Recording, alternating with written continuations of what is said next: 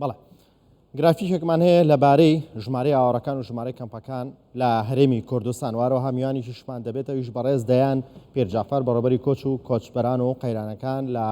ڕوبەڕوونەوەی قەیرانەکان لە پارێزگای دهۆک بەڕێز دەیان پێرجافەر تۆ لەگەڵمدا بمێنەرەوەی ئینفۆگرافیەکمان هەیە پێم خۆشە بەڕێزیشت هەم بیبینی هەم گوێ بیستی بی دواتر من دێمەوە لای بەڕێستان قساکەین سەبارەت بە بارودۆخی ئاوەڕەکان و خزمەتگوزاریەکان لە کەمپەکانی بەتایبەت سنووری پارێزگای دهۆک.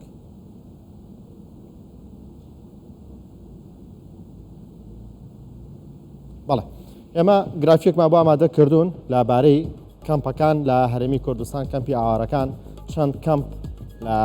هەرێمی کوردستاندا هەیە ژمارەی ئاوەڕەکان چەندن چەند لە نێو کەمپەکانن چەندن لە دەرەوەی کەمپەکان دەژین و ژیانی خۆیان بەسەر بن بارودۆخیان چۆنە دواتر لەگەڵ میوانەکەم گفتوگۆکەین سەبارەت بە بارودۆخی ئاوەڕەکان لە کەمپەکاندا. بەڵێ ژمارەی ئاوەڕەکان لە هەرێمی کوردستاندا 664,237 ئاوارە لە هەرێمی کوردستان هەن بەشیشیان لە کەمپەکان بەشیشیان لە دەرەوەی کەمپەکانن کە بەهۆی بارودۆخی ناجێگیری ناوچەکانی خوانەوەڕیان لە هەرێمی کوردستان کردو. ئەگەر لە ڕووی پێکهاتەی نەتەوەی و ئاینیەوە سەیری ئاوارەکان بکەین کە ڕویان لە کەمپەکانی هەرێمی کوردستان کردووە لێرە ناوچەیەکی ئارامە و چەندین ئاوارەی لە ماوەی ڕابردووە زۆر لەوە زیاتر لە خۆ گرتووە و حەساونەتەوە لە ژێردەستی حکومەتی هەرێمی کوردستاندا. لە 140 ئاوارەکانی هەرێمی کوردستان عەرەبی سوننن، لە 130 ئێزدین، لە 113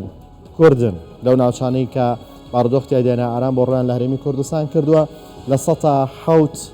کریستیانن و لە 110 پێکاتەکانی دیکەن. بەڵێ لە ئەم ئاوارانە لەکوێن هەندێکیان وەکتم لە دەرەوەن هەندێکیان لە نێو کەمپەکانن 26 کەمپ لە هەرێمی کوردستان بۆ ئاوارەکان هەیە کە 16یان لە دهۆکە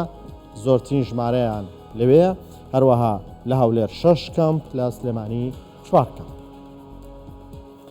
ئەوانەی لە کەمپەکان نیشتەجێن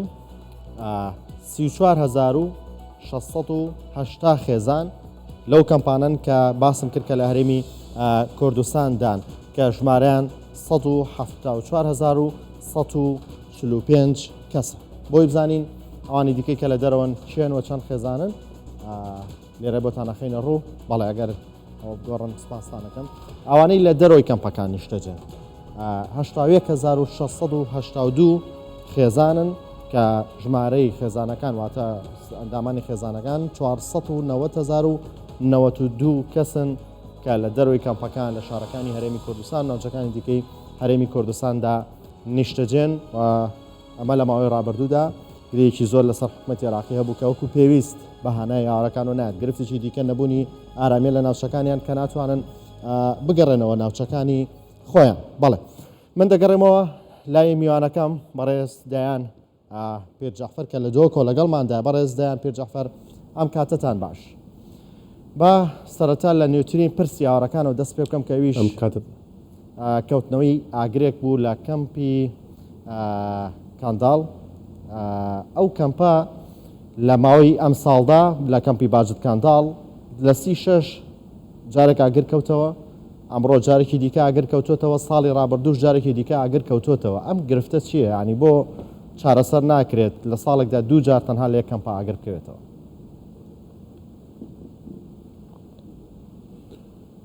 بەێ گەلک سوپاس بۆ بێ دەرفەتێ حقیقەت کەمپێ باجت کەندالە ئەو کەمپە هاتبوو دروستکردن دەمێ خەڵکی مەی ڕۆژئاوا پەنائینا کوردستانی قەستا کوردستانێتکردن ڕاستیش ئەو کەمپە وی وەختی دەهات بوو چێکردن وەک کەمپەگی ترانزێت لێ پشتی ئەو جینۆسایتە سەر خەڵکی مەی شنگالی هاتی و ڕێژێگە گەلەگە مەزنش خەڵکی شنگالی قەستە هەرێما کوردستانی کرد ئەو کەمپە مەجبورکردنەوە کەمپە ئاواراشی لێ دەرێ ڕاستیشی ئەو هەندێک خیبەتە لێ دەرێ گەلەگەت بێسەروبەرن یعنی قەبارەی 6 فی 12 هەر خیبەتە وسای مەزن دوسێ خێزان تێدەنا و بە ماوەی 5 ساڵانە بتر نەها نەگۆڕینە هەروەسا ئەو وایرێت و کەهرەبێت کشینە نێف خیبەتا دەشی گەلک کەڤن بوونە وەختی کارەبا زیدە تێت ئان کارەبا بێژنەیە نیشتیمانی تێت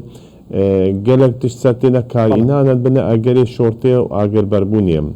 bedîlê vê bixwe bedîlê vê çareseriya wê ew bixwe bi rastî vê wan xîvetan nehêlin rê binam şêwê bloka bêde avakirin da ku bikarin xwe xêzanê xwe par ji van boyerê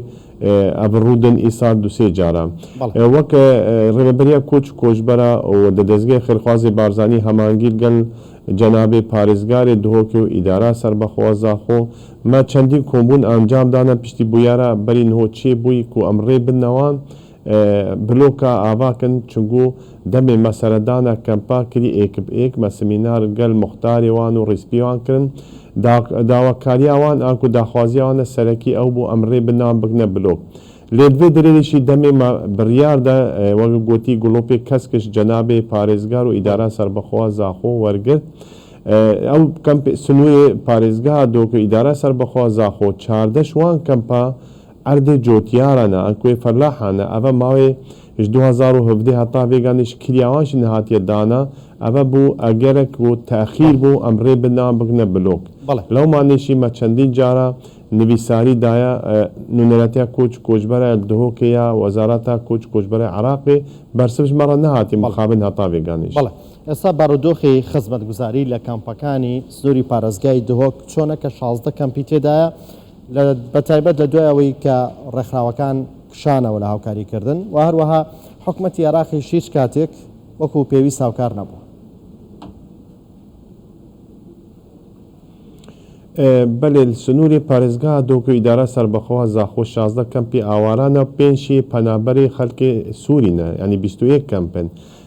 جارێت تو کریا بەس کارەبا کەمپا حسێ بکەیش 2014 هەتا نەوەی ڕۆژێ پسوولەش مەڕەهات 181 ملیار و 430 میلیۆن دینارێت عراقینە هەروسا کریاوان عردê cotiyara jî hikûmeta Herêma Kurdistanê 3 sala dabîn kir destpêkirana wan nêzîkî 4 milyar dînar û 300,000 dînarên Iraqî vêgavê ew ê mai ji 2000 heta vêganê jî 6 milyon û 400,000 dînarên Iraqî ne sererayê wê kêşî ku hikûmeta Iraqê erkê wê wezîfa wê van erkê xwe rabit her wisa ew tiştê hikûmeta Iraqê kirî bi rêya Wezareta Koç Koçbera bo aware û penaberê سنوورید ما ji destpêka 2014 heta vêganê tenê danana hindek kartonên erzaq û sehiyatê heyvana carna her du heyva cagê nayet ew jî kalîtehan rastî ne wî astiye me gelek gazde jî hene û me gelek carî nivîskarî fermî jî daneye mixabinî bersiv nîne wê rojê kanalê Rûdaw de jî ku wekîl wezîrê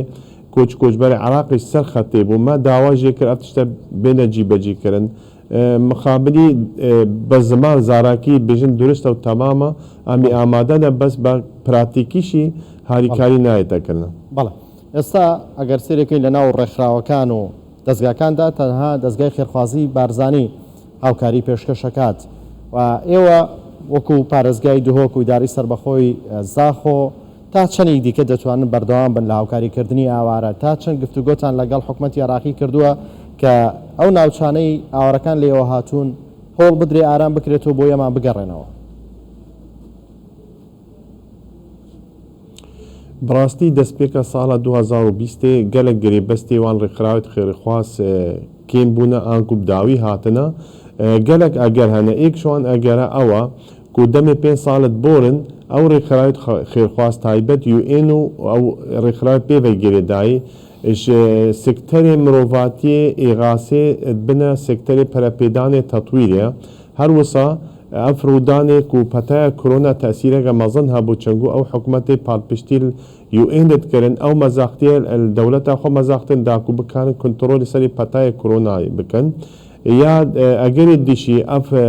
şerê nêbeyna Rûsya û Ukrayna tesîreke geleke mezin hebû berê zonê rêxiraw xêrxwas kerte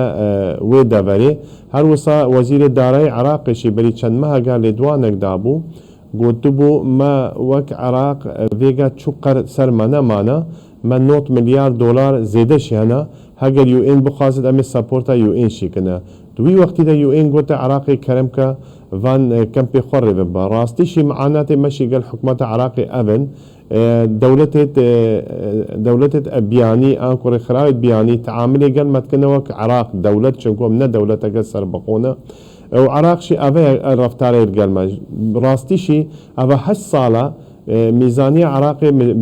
بجاقة زبلاحة هسالانه تتا پسند کرنا اشلای برلمان عراقی و هر پارێزگای شی حسا خواه پارێزگا موسد سالانه شی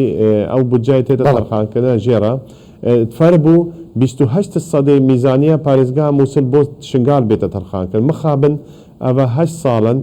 نا پروژه استراتيجي شنگال هاتي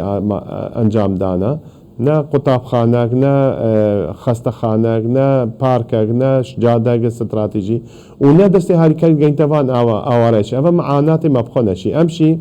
بريا كنار بانغازا خد جينا خرائط خاصه بردامي بدنا